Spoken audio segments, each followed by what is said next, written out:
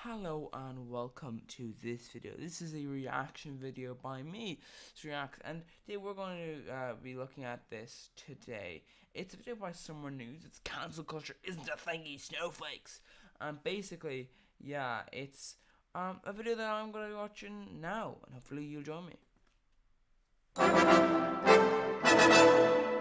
Breaking news that this is some more of. Professional guy you only just heard about, Shane Gillis, was recently canceled from Saturday Night Live over telling a few jokes. And what kind of liberal fascist 1984 dystopian future are we Like, interestingly, 1984 is a book about, people think it's a book about, about communism, when in actual fact what it is about the sort of issues surrounding the state when it comes down to it. The way the British forces, for example, spied on journalists and ensured that you only had propaganda coming out. Because obviously, the Second World War was, terrible, and the Nazis were committing atrocities. But when you have this issue of that but carries a lot of weight, doesn't it? What I mean is basically is that the British wanted to ensure that nothing about their actions leaked out, nothing about how bad they were leaked out. So this kind of 1984 is also a look at the British style sort of fascism, hidden sort of power, as well as that. So interestingly, yeah, free market economics, but yet, living in, where a good, honest American is denied such a basic human right as good honest American. Wow. being hired by a lukewarm late-night television show just because That's the thing, though. It's like, I'm not. It's one thing to complain about, being, people don't want to listen to racism anymore. And it's going to be like, oh, no one wants to employ me on a television show. Like, no offense, mate, but like, I'm not employed by Saturday Night Live as of this moment. I'm not good with comedy, and I'm also, not American or famous. So there's no real reason for them to hire me. But the point is, does that mean I'm being cancelled because they won't hire me? No. It just means I'm not really fit for the job. You could argue technically, there are people who are fit for the job but just aren't given it because, all the jobs are taken by people who've got connections. But the point is inherently is that if you're gone from Saturday Night Live, it's not because you're cancelled. It's because you just don't really fit their bill. Mostly that you maybe don't have the right connections. because he pushed a few boundaries with his humor. Isn't that what humor is all about? Pushing boundaries? Well, I mean, it depends. Like, you have to think of, punching down. And I've talked about this before, I believe, in one of my first ever, I think it was my second or third, I think it was my third reaction video ever, which was basically talking about this very popular creator, and they were critiquing this other creator, and you're like, yes, I know that other creator, does deserve to be critiqued. What they did was bad, but what they did was not necessarily bad. It wasn't like a bad thing to do. It was like, you just maybe just shouldn't do that. And inherently, it was just like, but you are a major creator who inherently you are punching down. And that just, there's something about that feels wrong. And the problem with this is that unless you get penalized for punching down, people will. Because it's very, very, very easy to punch down. And that's the problem. Pushing boundaries only really works when you're punching up, or I guess punching to the side. It doesn't really work when you're punching down, because then it's just like, oh, you're just being a piece of shit. Anyway. With edgy, side-splitting jabs like, damn, Chinatown's nuts. It's crazy. It is What? full China. Dude, it's Chinese down there. I wonder how that started. They just built one up looking building, and people were like, "All right, no one said anything." Oh God, that's yeah. This is why at times you do wonder, maybe certain crimes should have the death penalty. Not murder, but this, this fella, maybe, I'm just saying, I don't think I don't really like the death penalty personally, but I think in certain circumstances, the death penalty shouldn't be used for against murderers. Well, no, against all circumstances, I don't think the death penalty should be used against murderers, even with violent murderers, because I think inherently, that's not a good policy. Just, oh, you murdered someone, we're gonna murder you. But I think this person here, electric chair, just saying. Let the fucking chicks live there, huh? Jesus Christ. This just in. Wow. Yeah, you use racial slurs, you're a racist. That's pretty obvious there. Ha ha ha ha ha ha. What a joke he just told. What with the whole setup of the joke and the punchline of that joke clearly formatted like a joke, as opposed to a guy just saying offhand racial slurs. This is what jokes are. Let's hear another joke. It's funny too, because that's more annoying than any other minority playing music at a restaurant. What? Out on their phone. Do you think an Asian trying to learn English bothers me more than someone listening to like Lil Uzi Vert while I'm trying to. Well, first of all, two things you're comparing there are two separate things. It's someone playing music and then someone speaking a language are two separate things. Unless the music is just vocals and there's no actual music, it's just someone's kind of like in a song, a voice, the way, that kind of voice. It's like, unless it's like that, then they're basically completely separate things. Except maybe if the vocals are added to music. You know what I mean? And the point I'm making here is that inherently that's just a weird thing to say. Also, trying to... Okay. Jesus Christ. Whatever. I need fucking dinner. That's hilarious. Yes, that's hilarious. Wow. What a hilarious joke, where you were bothered by Asian people trying to learn English. Hilarious. Was that even a joke, though, or was that just like a personal confession that you're a racist piece of shit? And other hilarious jokes, like calling people f***s and stuff. Whoa. Now, in Shane's defense, his offer to apologize, if anyone wants him to, does mention that he's been mostly bad at... In Shane's defense, actually, that is what most of his audience would do as well.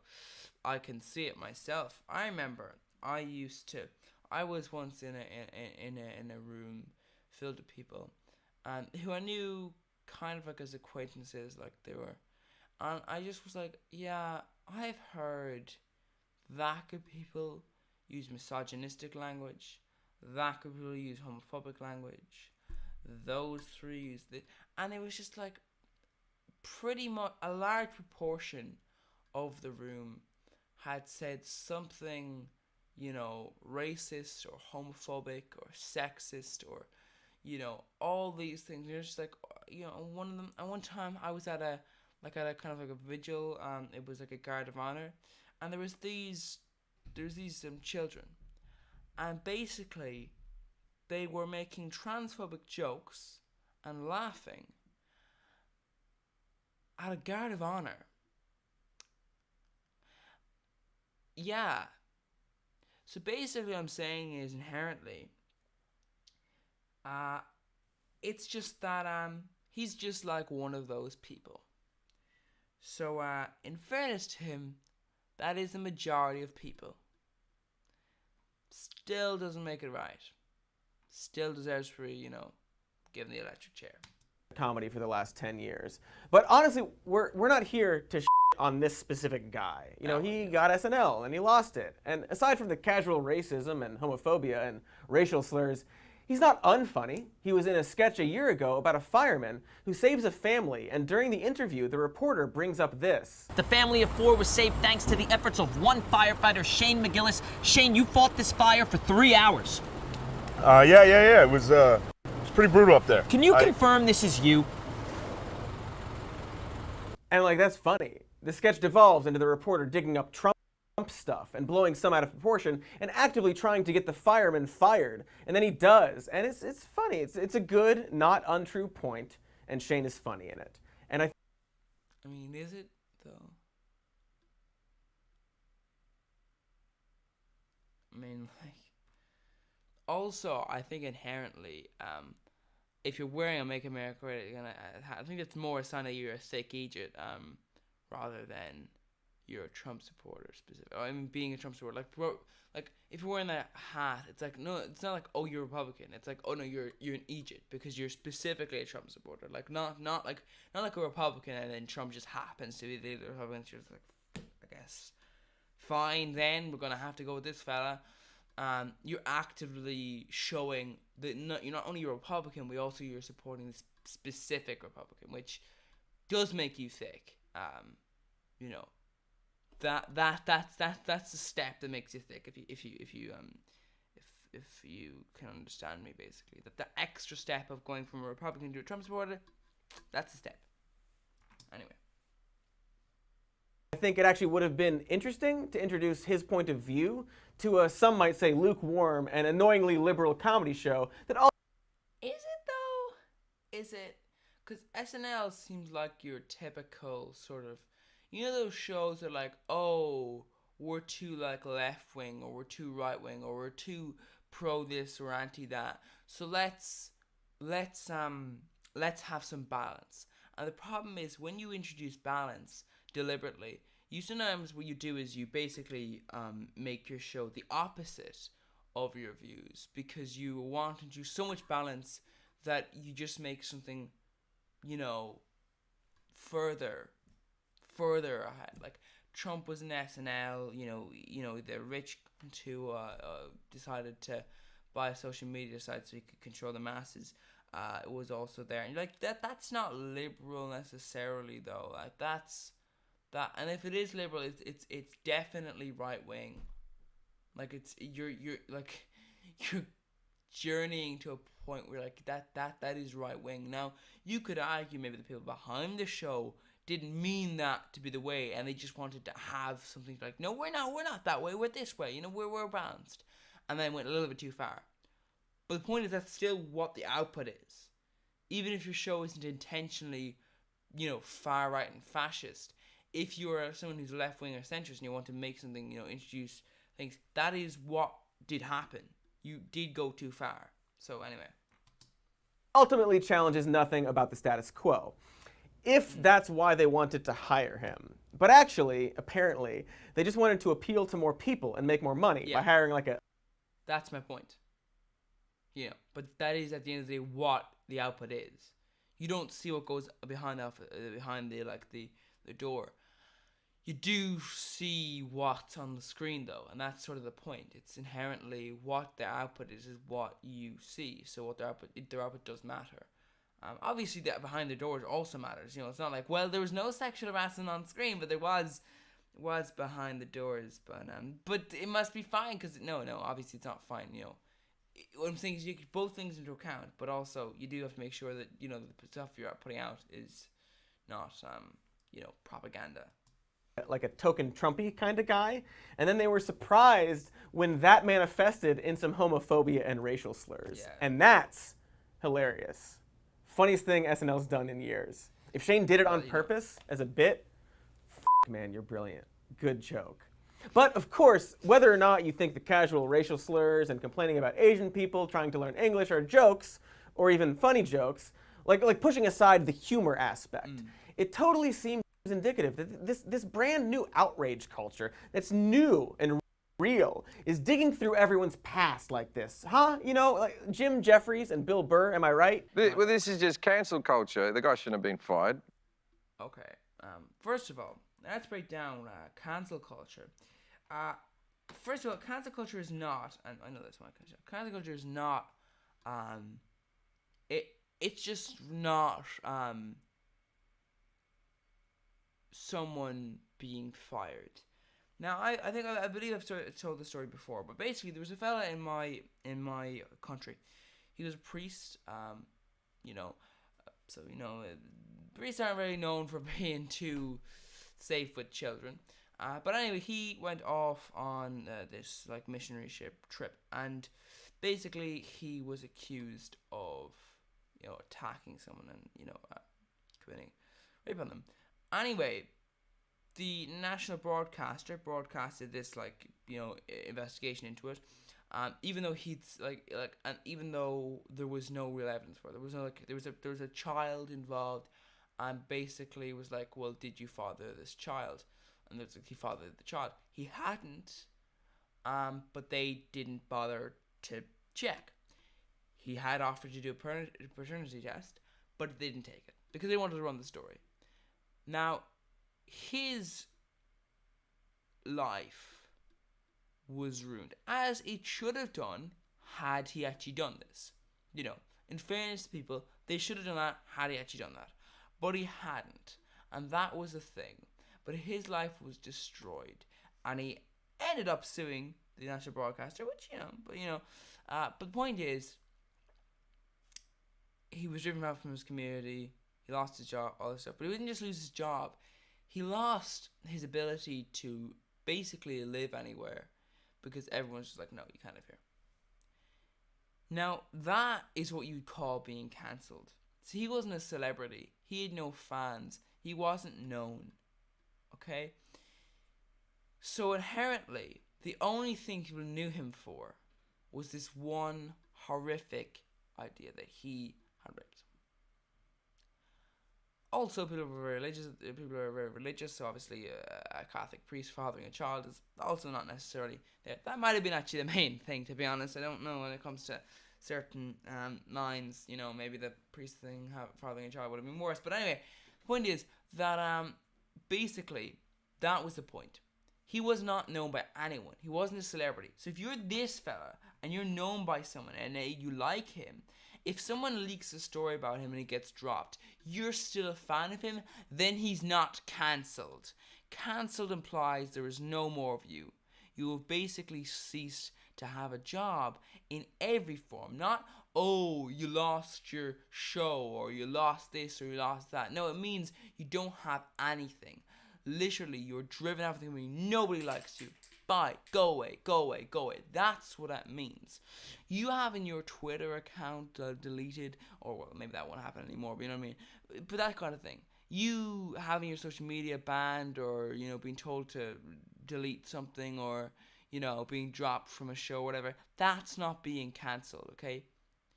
Because inherently, like, I've done audits before. I did this audiobook before it got dropped because of quality issues. Because I believe in the end it turned out the person had sent me a script that they'd stolen, possibly. So basically, it didn't go through. So the point is that wasn't me being cancelled, just because my project that I was doing was not accepted and it was chucked out. The point being is that inherently, celebrities always misunderstand cancel culture because they can't comprehend that that's not what would happen if they were cancelled. Truly cancelled. It's just a couple of things back in his history. We're going to go through everyone's history. Did you just scroll through, help cat out of a tree? That's not it. Help grandmother walk across the street? That's not it. Well, that depends what you mean by help grandmother across the street. Did they intend to get paid for it? Did they intend to look good for it? Let me tell you a little story. There was a fellow called Jimmy Savile, and apparently he looked very amazing. He used to help kids all about, and everyone loved him because, look at that, a wonderful man. Oh, look, he was a pedophile. The point is that inherently you can't be like, oh, look at all these good things this person did, if those good things are intentionally by that person to look good, First of all, if there's evidence of someone helping a grandmother along the street or helping a cat out of a tree, that's a bad sign, because that kind of implies it's staged or opportunistic. So, I said something on a podcast. There it is. Yeah, you know what? I mean, you could do that. You could honestly do that to anybody. Yeah. To an extent. That depends, though. Like, this particular fella said racial slurs.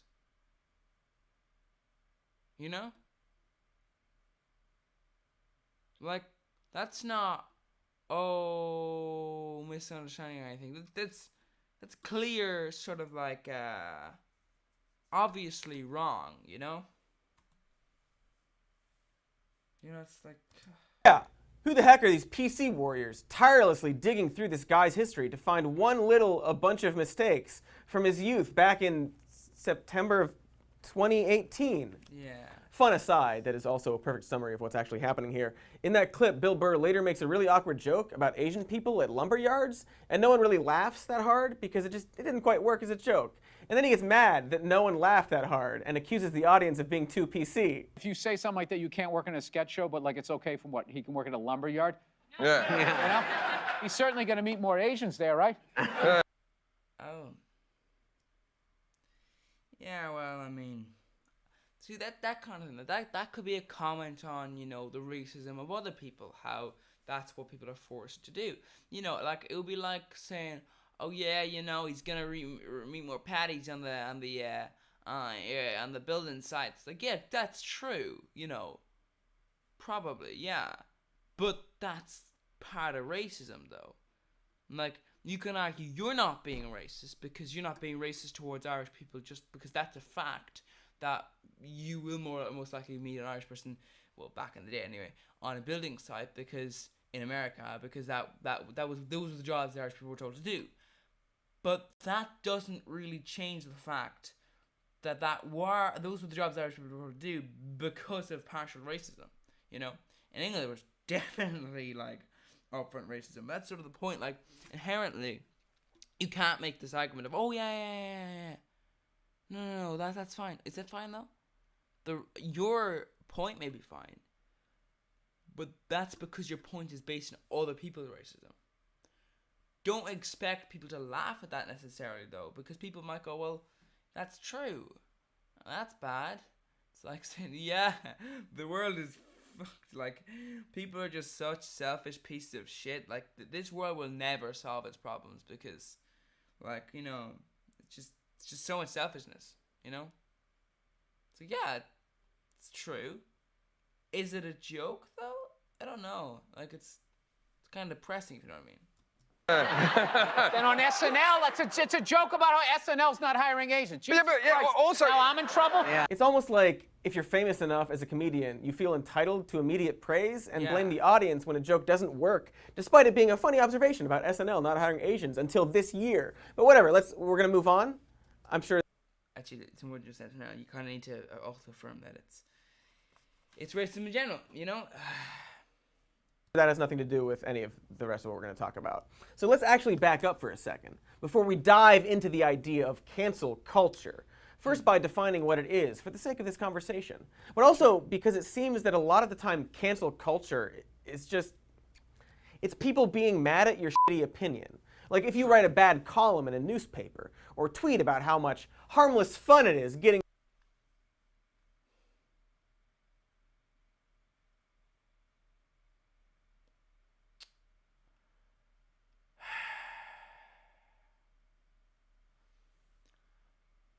If someone ever does that to me, I will rip it off.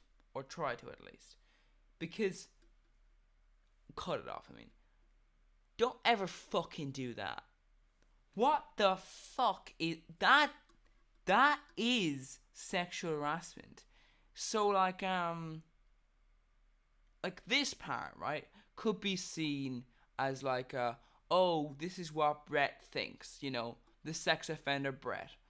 So this is what Brett Kavanaugh thinks. And obviously, you could argue, well, this is obviously bullshit because that is sexual harassment. But then it says this. And that's like, but why is that word there? Like, this kind of implies you agree with this statement. Like, what the anyway. Like, what? Yeah, if someone ever does that to me, yeah, I'm cutting the thing off. And then, you know, killing that person. your face dicked in and everyone tells you it's shitty, you're not being canceled. You just did a bad job. Yeah. That racist kid getting booted from Harvard wasn't canceled, but he was kicked from an institution for apparently violating their standards. Now, I'm not saying you have to agree with that, or that mob justice is good, because a lot of the time it's very bad, and public shaming can really get out of hand. Social media, digital photos, better record keeping, and the internet in general have created a situation where everyone's past is going to be painfully available. And as millennials grow older, we'll have to figure out how to deal with that and what the forgiveness process will be. It's extremely complicated and distressing. I mean, no offense, but most Americans are, fall into one or more of the camps, so like being racist, transphobic, sexist, homophobic, like basically hatred, dislike, or wanting to feel different from minorities, or even in some cases majorities that you have power over. So inevitably, I think, when it comes down to it, you could argue, well, what's your sort of point? If you're canceling someone, it's like, well, yeah, but like, are you actually canceling them, or are you just simply telling them to shut the fuck up? To think about. But it often seems like the large canopy of the cancel culture phrase often makes it hard to address, which is why I'm really going to hone it in. I'm not talking about a bunch of people dogpiling some rando for saying dumb shit on Twitter that never would have gotten attention had someone pointed it out. I'm talking about famous people, comedians, entertainers. Yeah, the way I titled this in one of my videos was Celebrity Cancel Culture, because it is an important distinction, because it does happen to private individuals who nobody knows about. The reason behind that is because nobody knows about them, so there's no prior sort of like, oh, I like you sort of thing situation going on. It's like, oh, did they do that? Oh no, kind of thing. It's just full on, instant. No, you know that person, you know them because you hate them. Being canceled or fired from jobs or gigs because someone dug up an offensive statement or tweet or photo from their past. That is, after all, why we're using the word canceled, and why any recent article about the subject is specifically talking about people like Shane Gillis or that Justin Trudeau fellow from Up America with all the trees.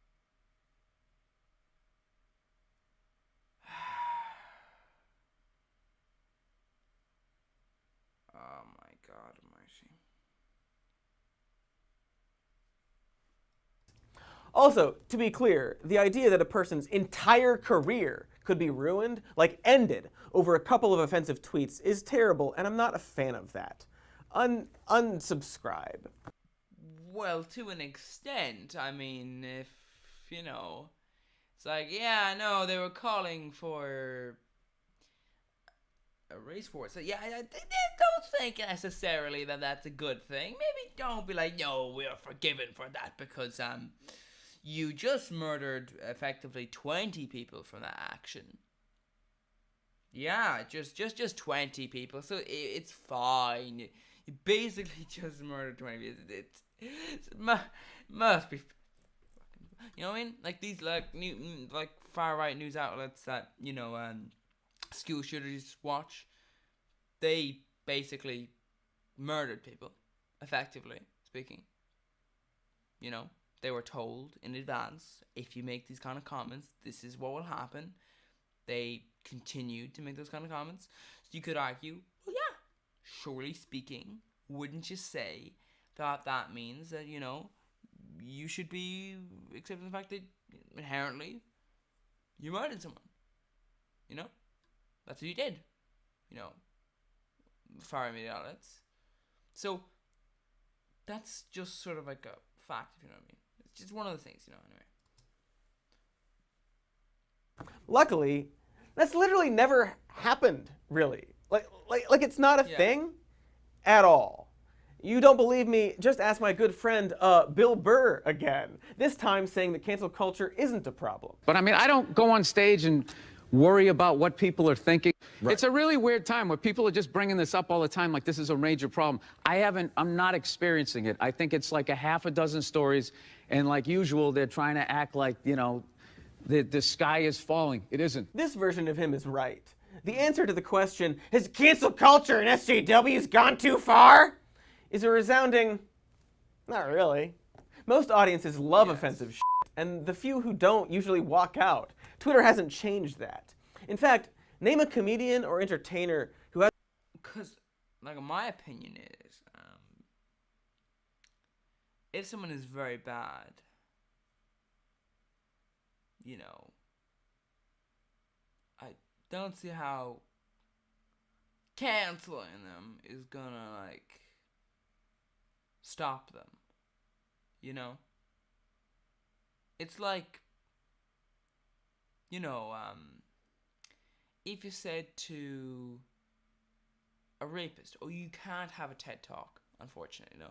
Because we dug that thing up in your past, you know, when you raped that person, so you can't really have a TED Talk. You know, so, you know, you can't have that on attraction because, to be honest, no one really wants that, you know. But the thing is, at the end of the day, that inherently, don't you think that person should go to prison, though? That because they committed that bad action. So, it's not really cancel culture that's going to stop them anyway. It's going to be like maybe, imprisonment or something like that. So, you know, I'm not arguing that everyone should be in prison. I'm just saying, like, well, I'm just saying, like, inherently, this is like this idea of, like, just always sort of, what it is with celebrities, it's just fucking annoying. has their career canceled over a few statements or jokes they made. Like truly canceled.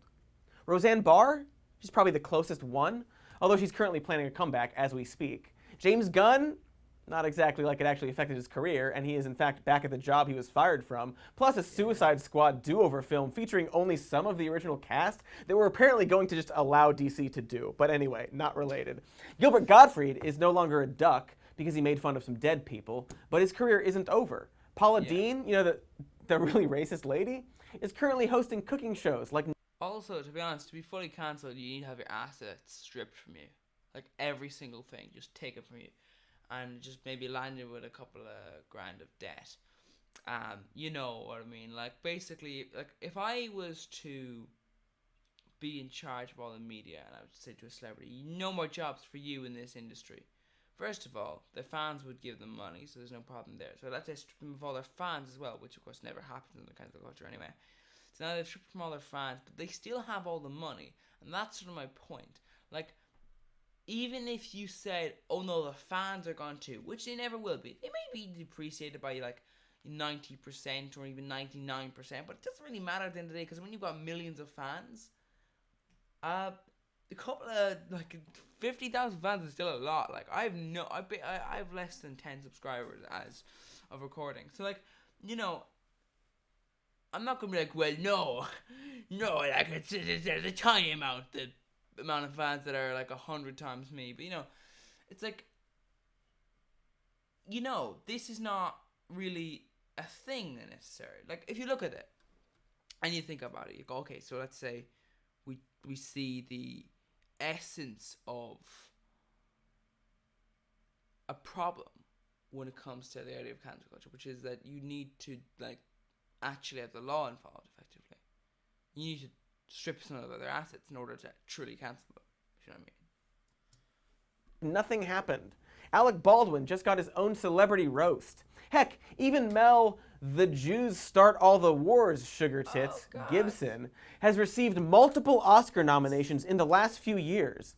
Then Gary Oldman defended him, said that Hollywood was, quote, run by Jews, and went on to win an Oscar for Best Actor. So, thanks, all the Jews that run Hollywood, for that award you gave him, or so I've heard. From Gary Oldman. Scarlett Johansson is a torrent of hilariously bad comments, and It's very weird because the majority of people in Hollywood are not religious.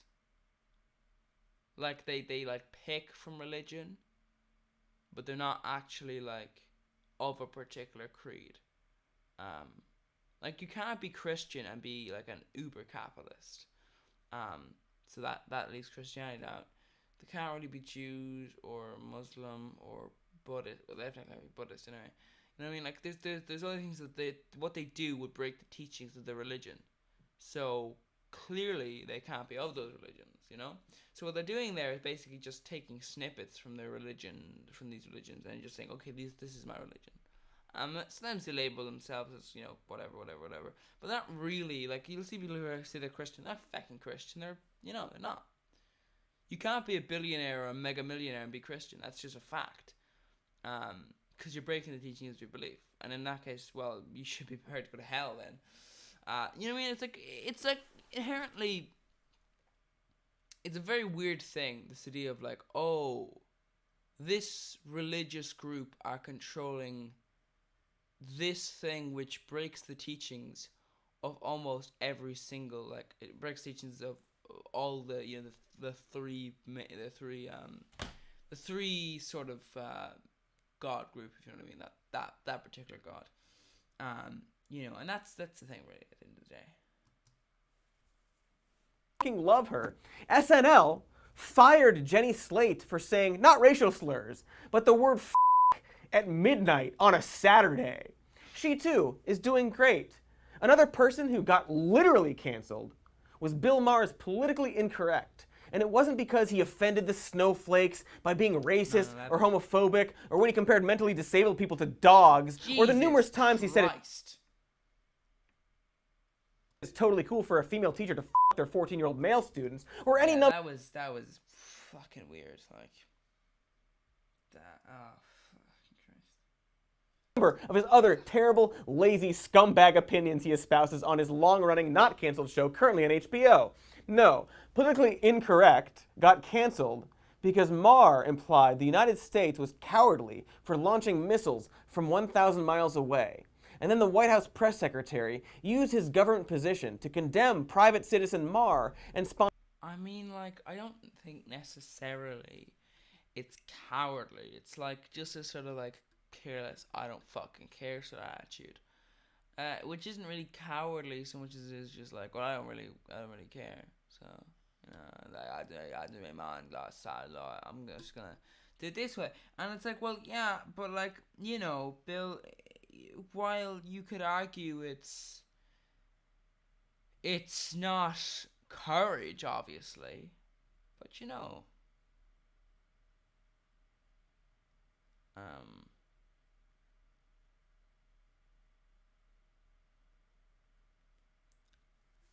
and of course, obviously, driving an airplane into the ground is not necessarily cowardly. That's kind of an obvious one. You know, neither is breaking most laws. Well, maybe not most, but like a lot of laws, if you break them, it's kind of like, no, you didn't have to do that. So breaking them it's kind of like, not cowardly. It still makes you an evil cunt, but like it doesn't like just because you're an evil person doesn't necessarily mean you're a coward, if you know what I mean. But just saying, you know. Sponsored pulled because he insulted the troops and then he got canceled. So maybe the real snowflakes are our government and military. But again, this isn't a judgment on these people or whether or not they should have faced harsher consequences or whether or not the actual up free speech issue is when a comedian gets canceled for insulting the government and the military. Those opinions are up to you, the viewer. Rather, I'm just asking the simple question, who exactly has been canceled? Part of the point. Sinead O'Connor for this is funny actually. criticizing the Pope? Yeah. But where's the cancel? Like that's the thing. Like the Americans hated her after that. You know? Like just like full on. As well as Queen as well. Like they dressed up in drag and then the Americans like, you can't like be here anymore. What the you know, obviously not as bad as Sinead O'Connor's cancelled episode, but you know what I mean? Like, also, apparently Prince tried to beat her to death or something like that. Like, what the hell? I know what it is about Americans and Sinead O'Connor, but they really, like, hated her. Also, have to say, Prince, this is just a side issue. Like, obviously, people who don't know Sinead O'Connor won't think about this, but, like, Prince, the song that Sinead O'Connor did for you, she was carrying you. I remember listening to the lyrics of that song going, these are actually pretty bad lyrics.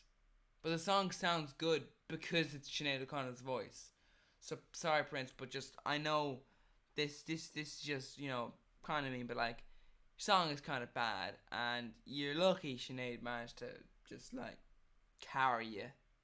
Because, God, if it was someone else, God almighty, your song would be shit. It still probably would have been successful, don't you worry that, but like, still, would have been bad. Cancel culture epidemic that's going around and hurting these poor celebrities. I'll go even further and mention some celebrities who not only said shitty things, but did In fairness, Sinead O'Connor's cancellation was kind of only in America. It wasn't in the world, you know. Like, Ireland is like a mega religious country. And even then it was like, it's not as bad as America, you know. things. Roman Polanski is a rapist, and yet also has won all of the awards, and even got to be in a Rush Hour film where he played a rapist as a comedy bit. Oh. So we can go now? This will just take a moment. Welcome to Paris. Oh, Casey Affleck drunkenly and nakedly got into the bed of the cinematographer of the film he was working on, and is still directing and starring in movies. Those are crimes. Like, come on. Putting him very much in a power position. TJ Miller has been accused of rape and definitely called in a fake bomb threat within the same year he was in a f***ing Spielberg film. Yeah. I could go on for a solid hour. Like, I think TJ Miller, like, you know, a lot of these, but not. I think there's a problem with celebrities in general, though. Like, I've seen celebrities, and the majority of them are evil people. Like, in some shape or form, they're bad people. The most popular people on this platform are evil people. Like, just bad people. They don't really deserve to have happiness in their life for what they've done, if you know what I mean.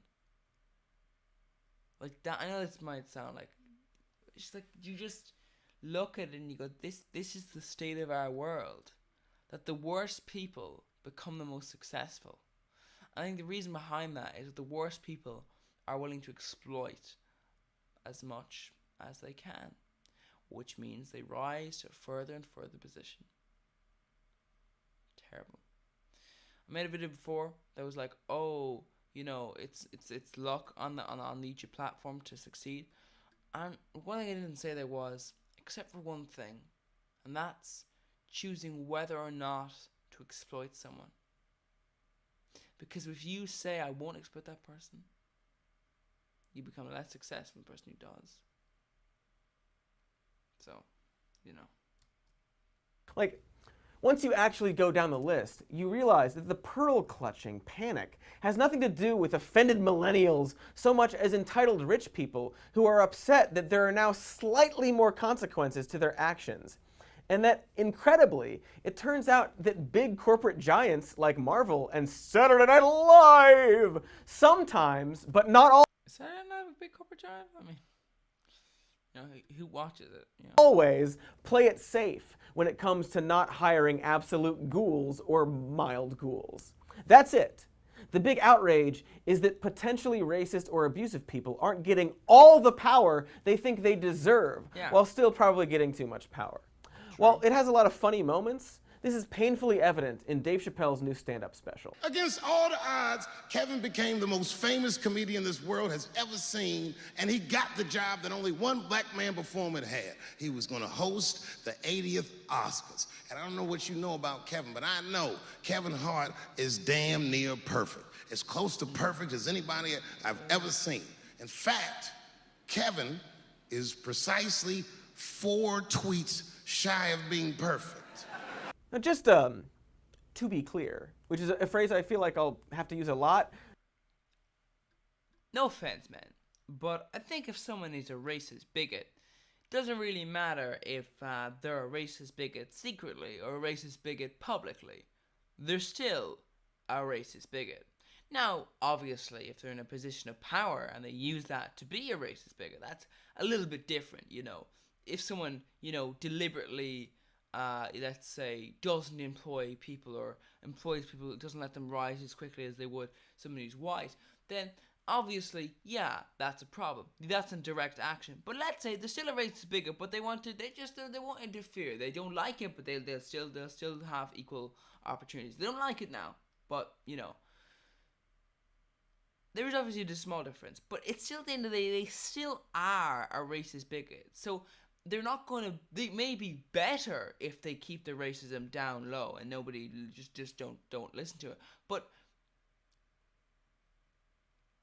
they're not gonna be perfect just because they don't say the bad things they think and feel, if you know what I mean. You know?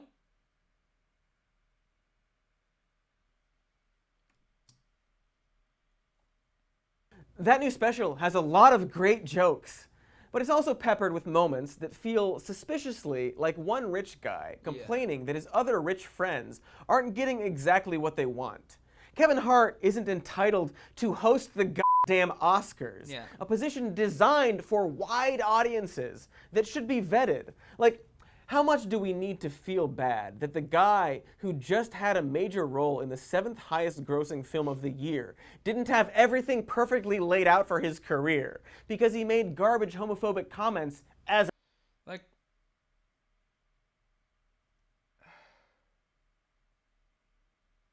you know, a joke in 2010 about hurting his son if he was gay? A bit? no offense, man, but like, if you're gonna make a joke how you're gonna, you know, abuse your children, you know, imagine if you, like, think of it through. If you're gonna make a joke about an action which is wrong if you went through with it, then maybe don't do the action. Unless you think the action wouldn't be wrong. And that paints a particular image of you, you know? It's like, well, now, you know, he doesn't actually think the action's wrong. Oh, he doesn't think the action's wrong. Okay. Well, wow, that kind of makes it worse, doesn't it? You know? So, basically, if you think the action is wrong, don't make a joke about it. If you think the action is right, I guess make the joke, but keep in mind that does kind of make you a bad person if the action is wrong, though. You know, that points everything. Like, if you don't make a joke about actions you think are bad, you know. You know, I'm not gonna make any jokes about things. I'm not even gonna talk about that because, you know, that's just, you know, just don't make jokes about things you think will be wrong to do. So, you know, if you go on that policy, obviously that kind of implies you want to do it. But yeah. That I hope his son never sees, especially if he's gay. Yeah. Now, to be clearer than clearest, Chappelle even acknowledges during his special that he isn't exactly impartial in defending his friends. And even clearest, the only reason I'm talking about Sticks and Stones is because it's oddly the subject of a weird internet war concerning cancel culture. But what is kind of frustrating is to see so many comedians like him That's fucking hilarious. You know, critics, 35%, 99% of audiences. I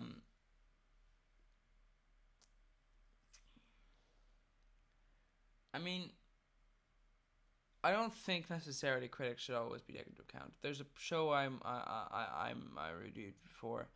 It had when I was reviewing it had a 40% critic score, about a 90% audience score. It was a fairly good show, you know. Wasn't necessarily the most perfect thing I've ever seen, but it was pretty good. Now, I thought the critics were wrong and made some pretty bad points. So, you know, don't necessarily always trust this, but you know, just saying, I just want to be fair and balanced and all that sort of stuff. Because I'm watching someone new, so just saying that's their thing too. So you know what I mean? Like, I'm just saying, like, I wouldn't always trust the critics score, but you know, in this case, yeah. Probably fair. Complain that PC culture is out of control and that they aren't allowed to say anything they want while literally saying anything they want on a $60 million platform on the biggest streaming service around. Like, you can't be the underdog when you're standing on a pile of dead dogs. You can't complain that audiences. Yeah, like it's like if I was like, yeah, I'm being cancelled as I'm talking to you. Like the only way I would be being cancelled is if this YouTube channel and any other YouTube channel I tried to create and any job I went to get and any even existence that I was driven out of any community that I was trying to get a part of and all these things occurred, and like that hasn't occurred as of recording. So like, Are too sensitive to an audience that's clearly. I'm not making this to millions of people. I'm not making any money off of this. And even I can't claim I'm being cancelled. So put that in comparison to someone who's making millions / has millions and them claiming they're being cancelled or have been cancelled.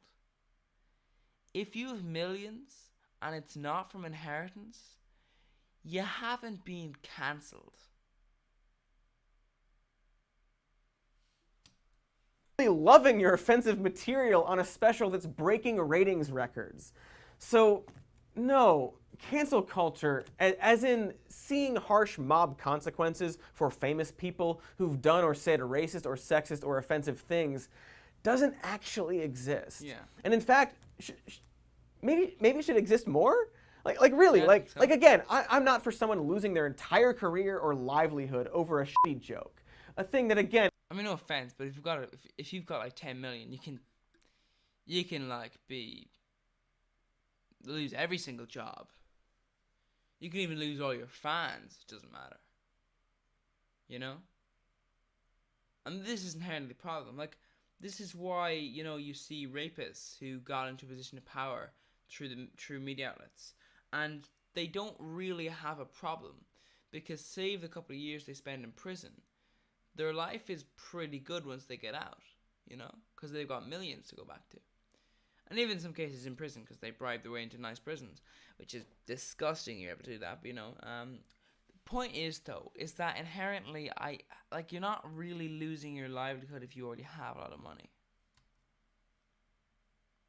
Isn't happening. And it would be great if our society had a strong social safety net to help the few canceled racists out there to survive. But here's another part from that Chappelle special that better explains what I'm talking about. They ruined this nigga's life, and now he's coming back playing comedy clubs. That's Dave describing Louis C.K., a comedian who was called out by the snowflakes for masturbating in front of female colleagues at his place of work, after a comedy festival, on the pilot of a TV show, on the phone with another comedian trying to network with him. Like, this isn't a few offensive jokes, but a literal workplace harassment issue. And according to Chappelle, they ruined his life for it. But also, according to Chappelle, in literally the same sentence, he's coming back playing comedy clubs. Because they didn't actually ruin his life. Yeah. And he's in fact still got a career despite being a literal sex offender. Ladies and gentlemen, Louis C.K. That is why our society must despair, because these are stupid people.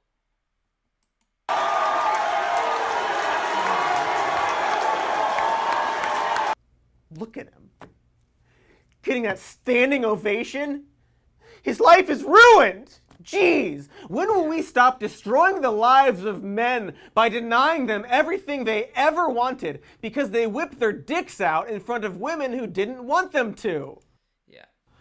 Oh, yeah, that poor Brett. Great stuff, Brett. You managed to remove all those rights from all those people that you abused. Oh. Wait, yeah. That's the thing. We should have known, shouldn't we? Yeah. Oh, wait, we did know all along. We did know. Isn't that funny? We knew all along, and it turns out, actually, funny thing, it wasn't really a thing we should have been surprised about at all.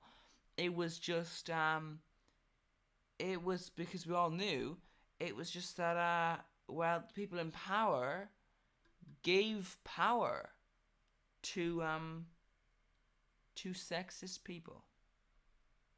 Wow. To people who abused people, like actually raped them, effectively. Like, this man, Brett, should have gone to prison. But he didn't. Now, instead, he was given power because a bunch of people wanted to put a conservative in power, and they didn't really care if they were a serial sexual assaultist. Must have been hard to almost not, but ultimately get a lifetime appointment on the Supreme Court. Gosh darn cancel culture, almost holding powerful people accountable for things, but not actually doing that. It's almost as if, and I'm just spitballing here, a word that probably means something wildly different to Kavanaugh, but it's almost as if this idea of outrage and cancel culture is creating a backlash to completely normal consequences, and powerful rich people who've done objectively bad things are being hailed as a hero underdog in certain corners. Yeah. It's the equivalent of Trump's presidential harassment tweets. A person who has all the power, complaining about critique from marginalized groups, pretending to be the bullied while having all of the actual authority. The reality is that nothing has changed except a new way for people to communicate their critiques and a new way for powerful people to deflect accountability. PC culture isn't killing comedy. Millennials aren't overly sensitive. The people who whine that you can't make a film like Blazing Saddles anymore also like to conveniently forget that time Robert Downey Jr. got an Oscar nomination for literally doing blackface in a comedy from only 10 years ago. He, of course, lost to a man dressed as a clown because movies are weird and dumb. But to be fair and balanced, and a real cool news daddy, it's technically true that you can't make Blazing Saddles, a comedy from the 70s, today. Just like how you can't make a horror movie from the 70s today, or do or say a lot of the things from the 70s today. You can't because you wouldn't. Things that were said and done then don't need to necessarily be said and done now. Because that's how time works, you know? Like, let's take this specific moment that's happening right now. Like right now. Not now, but right before now. It's already moving away. But the moment from a few seconds ago I was talking about, in that moment, our society had specific rules for what's considered taboo and offensive. And those things tend to change as time progresses. It's just it's how that works. So when people say shit like, you know, in my country, you weren't allowed to talk about, and same thing in England, you weren't allowed to talk about like gay relationships, or you weren't allowed to have, you know, contraceptives, which, Dave Chappelle didn't change, you did. Like, yep, that's true. Good work identifying time.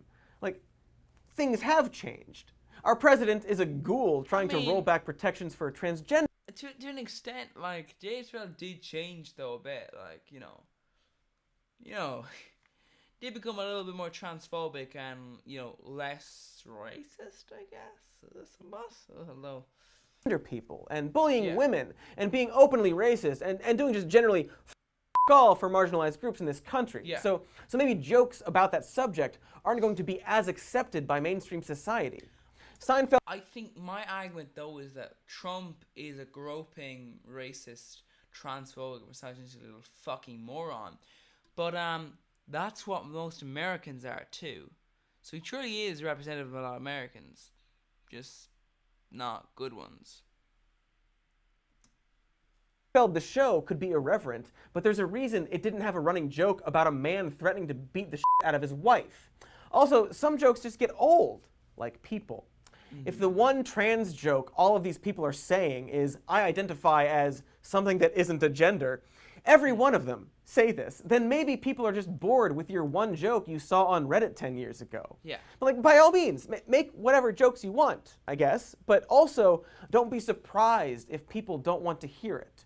Or if you lose large corporate gigs for it. Or if your audience slowly becomes a bunch of racists. Or I guess you run an extremely successful YouTube channel despite being kind of a fucking Nazi clown. I mean,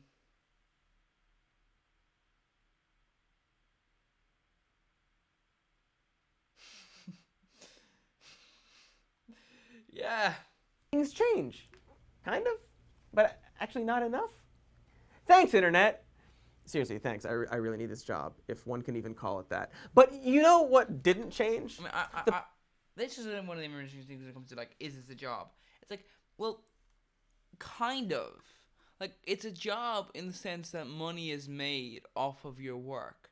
But, like, you know the phrase, like, oh, providing value. And I made a video before where it's like, well, kind of like it was a reaction video, and I just sort of went off kind of a rant. Just like, basically, pretty much very few jobs provide value. And I know, obviously, not all the jobs are listed. They aren't, not all the jobs listed, they're not the only ones that provide value. Obviously, a lot of jobs do provide value, but the majority of people don't actually necessarily provide value in the conventional sense. What they provide is entertainment. What they provide is security. They provide the ability to go and continue and do your job. For example, you know, the person who stocks the shelves or ships the goods or whatever the case may be, that means that you don't have to go out and, you know, go off and go to another farm and get the food yourself, you know?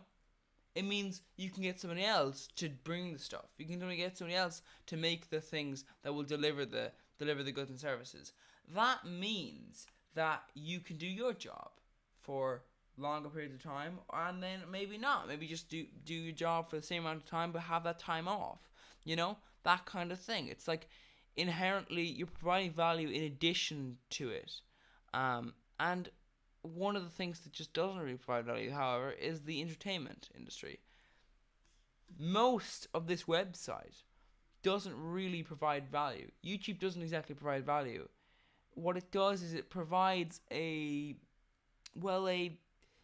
platform for people to say their stuff. And sure, it gives entertainment, but you could argue most things that it provides, well, it should be provided by general people anyway, but it just isn't, because that's where our country and our society is structured.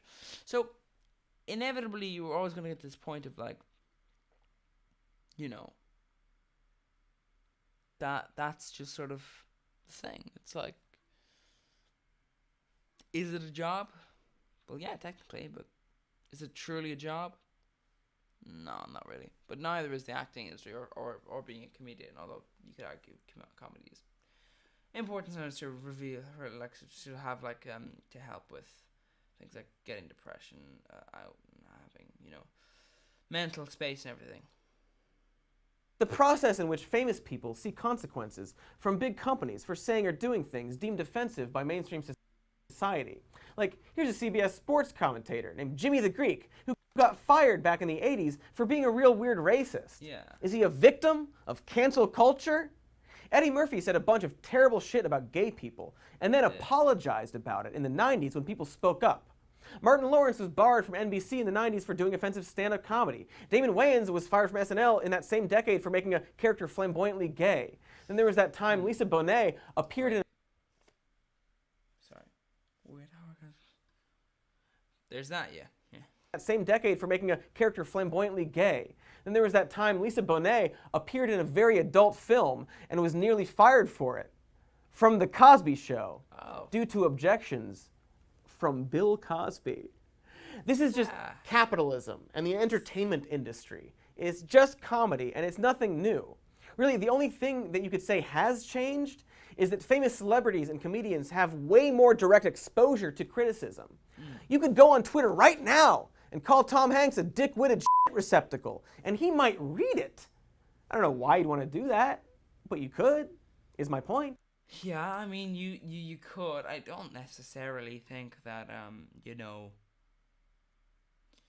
anyone... I mean, I think a lot of these platforms are beginning to become, like, most celebrities are just like, I'm not... Like, they have a Twitter account, but they don't actually look at it. And that's my advice to most celebrities. Like, if you're getting stuff, just don't really look at the Twitter account. Just... And I made the thing of this before. It's like, celebrity YouTube. Basically, celebrities have, like, a YouTube channel, and I'm not even sure if they even have access to it. It's just some manager that they have. It just pays someone, or maybe does it themselves, to manage their social media, and you're just like, this seems kind of sad. You know, these are just like clips of this person in other stuff. You know, and I think maybe that's what, you know, most celebrities should use Twitter for as well. Just, you know, put stuff there. You don't even have to do it yourself. Against someone else do it. Although, in fairness, one thing with the YouTube channel is that, you know, obviously, you know, it's a lot harder to, you know, fake a video of someone than it is to be like, you know, like it seems like a joke if you do a deep cut where like you get multiple shots from different things. You make someone say like people can realize and go, oh yeah, this is a joke, right? But in the Twitter case, just like if you hand that power over to someone, yeah, they might abuse it. So maybe don't, you know, but you know, don't necessarily read everything you read online, basically. And the irony is that we're not seeing an epidemic of overly sensitive, PC-obsessed millennial audiences, but actually overly sensitive performers who don't like the realization that perhaps they aren't always on the mark, that perhaps times are changing and they need to keep up. But instead of accepting that, they blame the audience, you know, to the point where they're so focused on responding to cancel culture that they forget to be all that funny. Like, here's Adam Carolla on the latest Comedy Central roast, spending like Which is, by the way, a pretty terrible program. minute and a half responding to imaginary people he predicts will be offended by the show. And if I can rant for just 1 minute here, you're a great sport. You have a great sense of humor. I don't like this man, by the way.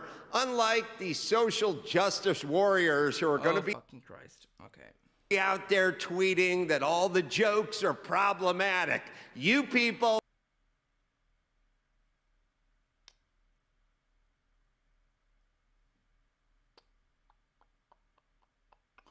The only time I've ever done that was for an actual incel. And it wasn't a joke, it was just behavior in general. Well, I mean, they weren't an actual incel, they were someone who is watched by incels. Most incel media is actually not about actual incels, because incels are sad, pathetic, fucking morons, who deserve to have their lives taken. No, that's a joke. But you know, but the point is, though, is that they are, you know, feeding incels to become, well, they're basically turning people into incels, basically, to monetize off of them. But the point was that I was making a comment that maybe they should be banned, and then they were. Not because of me, though, it was because of other YouTubers being like, you know, they should be banned, and YouTubers who were about 100,000, like maybe 200,000 times as successful as me. Really paints a picture, doesn't it? You can blow me, you pussy. No. Once again, as I said with the other fella, if someone does that, if someone tries to make me do that, I will cut it off if I have the chance. If I don't, I will stab you then. You fucksticks. This is a damn roast. Comedians need a place where they can be offensive without your bullshit fake outrage. If it's fake, then what you're saying is the outrage isn't real, implying that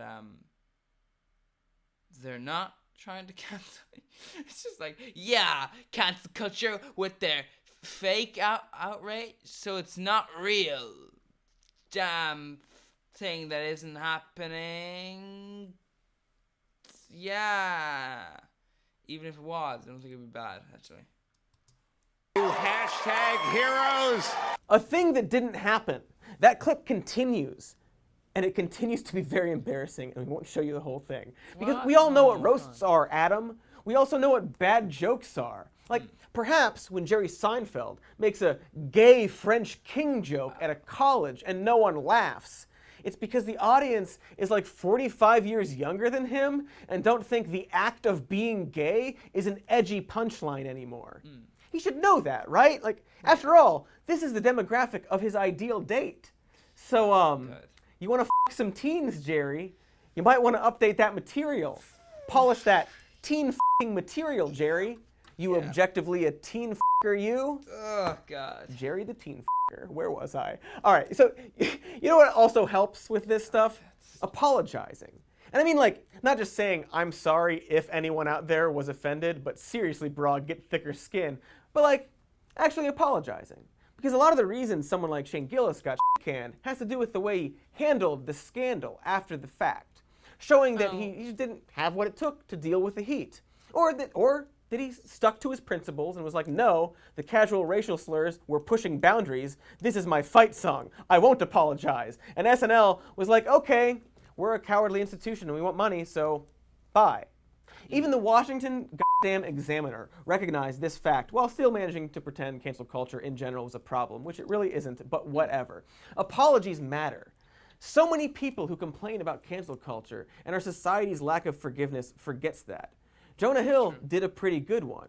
Dan Harmon super apologized. Even Justin Bieber understood the very basic steps needed for an apology. Do you forgive them? That's up to you. But they apologized in a seemingly sincere way, recognizing what they did wrong and why it was wrong, and they continued with their careers, uncanceled. Because a lot of the time, that's all a company and the public needs to hear. We want to forgive these people. It literally took 2 racist scandals over the span of 4 years for us to cancel Mel Gibson, who continues to work in movies and is in fact not canceled. Remember that Kevin Hart Oscar story? He literally just had to apologize and didn't. That's why he wasn't the host. Not because of cancel culture, but ego. I mean, like, you know, I'm kind of like a fan, I guess you could say, of a comedian who's worked with Kevin Hart, and you know what? You just think, you know, there was an issue with this sort of friend culture, really, is what. God, I'm actually, you know what I mean? Like, it's when I'm thinking about, like, you know what I mean? Like, what I'm saying is basically where you have friends of like people who aren't very good, and it kind of just implies that you're not a very good person. Like, I discussed this once before, and it was, you know, I wasn't sure about this, but like, you know, like, it appears to be that, you know, Mr. Beast is a fairly good person, you know. Don't really like the fact that people talk about how much he's raised for charity. I think we should more talk about how much he's actually given to charity of the money he's earned. But like, you know, but you know, my point is, like, inherently though, that appears to be no problems there, but there are problems with some of the people he's publicly friends with. You know, YouTube friends. Now, who's to say? Maybe they're not actually friends. Maybe it's just a business side of things. But it does look weird that you have people who exploit children in his videos. Like, it's like, what? But why? Why are people exploiting children in his videos? You know? Why is that? Why is that a thing? You know? You know, there's multiple people there. And you just think, oh, okay, there was somebody promoting gambling before who's in his videos, he's worked with. Yeah, but if you're doing this, it's weird. And it's a problem. And this is always the issue with this kind of friend culture where people are friends with these people. And you're like, well, they've done bad things, though. Very bad things. You know? The refusal to own up to basic consequences. The brazen pride in not progressing with the times, which again is fine. But you can't also whine about outrage culture because, I don't know if you've figured this out yet, it's not a thing. Yeah. It's a myth. Sure. O.J. Simpson has 900,000 Twitter followers. That's something. Donald Trump bragged about groping women and became a... That can't be right. President! Yeah. But sure, humor changes. You need to evolve. Once again, though, Remember I think that's a sign of, like, he represents a lot of Americans. So, you know. That pretty gosh darn funny comic from all those Comedy Central roasts named Lisa Lampanelli? Nope. Probably one of the edgiest comics when it came to insult humor dealing with race and sexual orientation. She recently retired and became a life coach. And her reasoning wasn't that audiences were too PC or that millennials are too sensitive. Nor did she put out a comedy special called Triggered, where she complained about how she can't say the N-word. No, this was her reason. So now that we're in such crazy times, where kids are killing themselves because they're going through hard things. I don't think we're going through. That's not like crazy times though. That's just that there's more of a highlight on it than there was. Where people are having a hard time being transgender, where people are crapped on because that's because you could argue in some cases it's almost worse now than in certain places than it was before, because of like laws being passed like the before it was like, oh, there's no, you're like a minority who isn't really cared for. Now it's like, no, they're actively beating you up, like, kids get beat up regularly, like all sorts of stuff. because they're women or because they're minorities. And I just said, I want to do something that has absolutely no mistake about it, has a positive message. And again, that doesn't mean not being funny. It doesn't mean crying. It doesn't mean just every show's for charity. It doesn't mean that it's not going to be who I really am. Because the real me now is somebody who kind of grew up and said, oh, I'm absolutely going to, have some positive freaking message for people. Hey, look at the very self-aware person evolving with the times and rationally explaining why that's totally okay to do. Because it's really tough to be a certain demographic of people right now, and people are hurting themselves and getting hurt. And so maybe when a rich celebrity says a slur, we should hold them accountable and not necessarily allow them to have a wide reach on, say, a major variety TV show or the f***ing Oscars. It's really not any more complicated than that. I get that no one wants to be the person offended by a joke. No one wants to feel like the pie is in their face. Sure. And that's probably why there's this weird, everyone is too sensitive pushback. Like sure, I can't stress enough. The comedians are allowed to say whatever the f*** they want, and that people shouldn't have their lives ruined over a few jokes. But I also can't stress enough. This isn't what's happening. It's just some consequences. Can't say racist shit and also be on SNL the year they finally hired an Asian person. Not a controversial statement. Being an entertainer is literally about knowing this. It's about knowing how words work, and that while no words should be censored, the context of using those words super matter. Like I wonder if there's someone who can point this out better than me. There is absolutely nothing wrong with any of those words in and of themselves. They're only words. It's the context that counts. It's the user. It's the intention behind the words that makes them good or bad. The words are completely neutral. The words are innocent. I get tired of people talking about bad words and bad language. Bullshit. It's the context that makes them good or bad. The context that makes them good or bad. Hey, that old dead man is super duper right. Words are tools. You can use them to build something fantastic or funny or profound. Or you can use them to hurt people who don't deserve it in painfully unentertaining ways. And sometimes, like tools. Depends who's watching. Just saying, racists enjoy seeing certain people being beat up. They don't enjoy other people being beat up. Words have to be used very carefully to avoid disaster. Like a chainsaw or whatever this thing is. It's up to the craftsman to understand that very basic idea. And that Shane Gillis guy, craftsman. Though again, he's pretty funny in that sketch about the hero fireman getting fired for being a Trump supporter. Oh, dude, I love Trump. I love Donald Trump so much, dude. What the f***? Was this you last night? Are we not talking about the fire that happened? This is about whether or not you were fit to be fighting fire the night after a bender. But like, that old dead... In fairness now, you probably shouldn't be using firefighter or being like any person in a serious thing. Now, you could argue if there was no problem, it'd be just like, maybe don't do that again. But, like, there's no necessary need to punish someone for the action. Although, there's the argument of, oh, well, if they keep, people will have the psychology of, oh, it's no problem. I'm gonna always do the job first. There's never gonna be any problem there. Sometimes it is necessary to punish them. Even though nothing happened, it's like, well, yeah, but what if something did? And your psychology isn't really made up for you to understand what if someone did. So you need to be punished now. But inherently, doctors shouldn't drink. The guy I just showed video of, he did a joke making fun of mass deaths that was probably not unfunny. It was for a special plan to be titled, "I Kinda Like It When a Lot of People Die."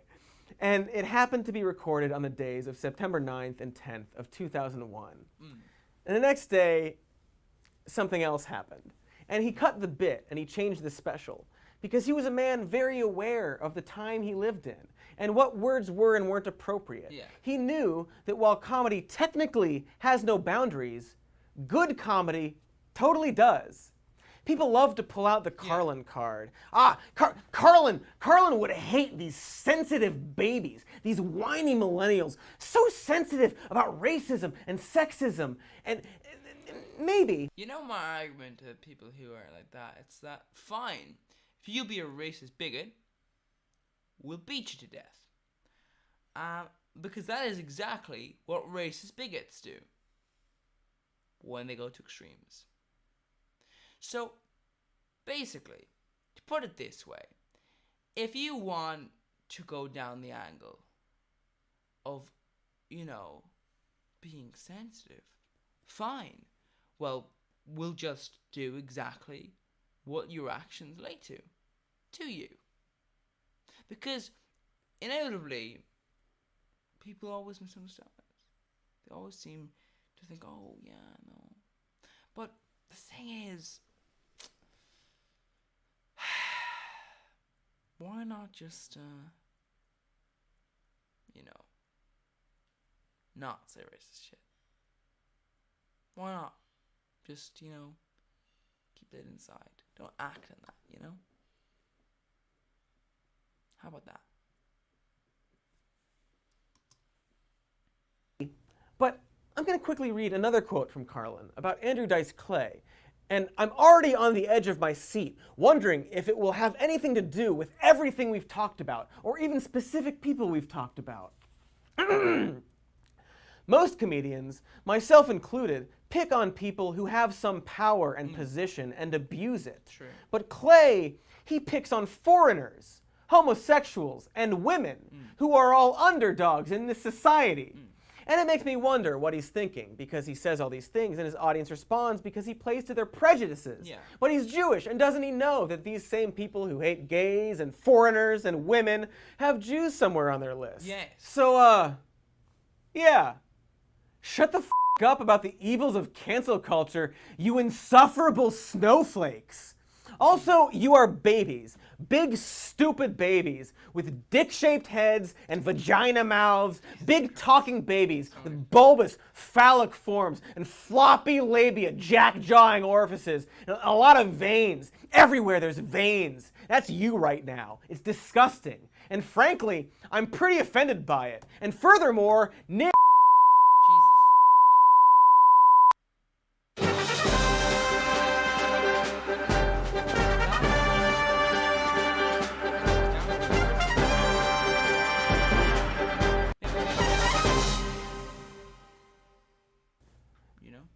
Surprise! We've been uncanceled. Thanks for watching. If you disagree, that's fine. Sound off in the comments and fight each other. It'll be really fun for everybody. Make sure to check out our podcast, Even More News. I was involved in a comment discussion before. The person misunderstood myself and history, and basically, yeah. The thing is, at the end of the day, people are not very, good.